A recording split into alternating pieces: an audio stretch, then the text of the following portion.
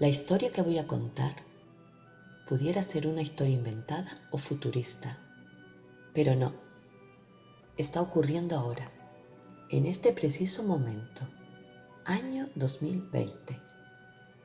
Una vidente, antes de finalizar el año 2019, hizo sus cábalas y vaticinó que 20 más 20 son 40, y de la palabra 40 viene cuarentena. Dedujo que la naturaleza necesitaba un respiro, que ya no podía más. Nosotros, los humanos, lo estábamos haciendo muy mal. ¿Y si yo les dijera que COVID, aunque lo parezca, no es el nombre de una mascota? Si yo les dijera que es el nombre de un virus, sí, COVID-19, ese es su nombre exacto. Un virus que apareció de repente y se fue propagando de país en país hasta que fue declarado una pandemia. ¿Que por qué se declaró una pandemia? Porque fue un virus que atacó a nivel mundial. Este malvado, llamémosle bicho, era muy caprichoso y cobarde, siendo mortal para los ancianos y los más débiles. No podíamos permitir que el bicho acabara con nuestros amigos, con nuestros seres queridos. Y para ponernos a salvo, sobre todo a ellos, el gobierno decidió que teníamos que quedarnos en casa. Así que ordenó un confinamiento. Se suspendieron las clases, los trabajos, ni siquiera podíamos salir al parque. Surgieron entonces unos verdaderos héroes, héroes de carne y hueso. Eran enfermeros, médicos, policías, guardias civiles, bomberos, personal de limpieza, reponedores de supermercado. Habían estado ahí todo este tiempo y sin embargo eran invisibles para nosotros. Aprendimos a valorarlos de verdad. Ellos cuidaban de todo, aun poniendo en riesgo sus vidas. Nosotros lo único que teníamos que hacer era quedarnos en casa.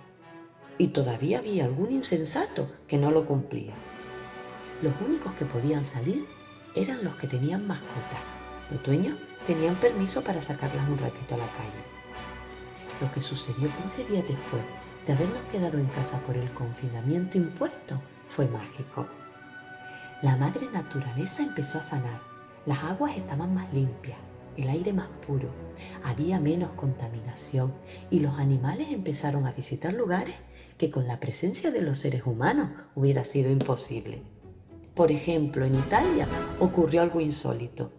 Los canales de Venecia se llenaron de peces. El agua estaba limpia y clara. La naturaleza volvió a las grandes ciudades, como los peces, los cisnes, cabras que paseaban por los hoteles vacíos, ciervos que abandonaron el bosque para darse un chapuzón y juguetear en el mar, delfines y ballenas que con sus crías saltaban felices y se acercaban hasta las costas. Incluso por primera vez en Canarias floreció la orquídea de Darwin. Los seres vivos estaban volviendo a los lugares donde fueron desplazados por el ser humano. Parecía que la naturaleza quería cobrarse lo que era suyo. Y así fue. La noticia corrió de unos a otros. Llegó hasta los últimos confines de la tierra.